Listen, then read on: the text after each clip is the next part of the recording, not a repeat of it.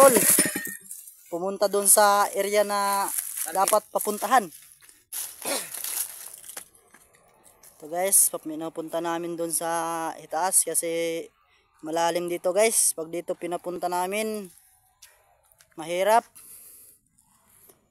Ito guys, gagawa naman namin ito ng ano, by 2x3. Ito yung mandirigma ko. Ito yung makina. Ito yung ano, assistant. Hanggang dito lang guys. Sana mag-follow po kayo at manood kayo sa susunod naming video. Salamat. Uhaha.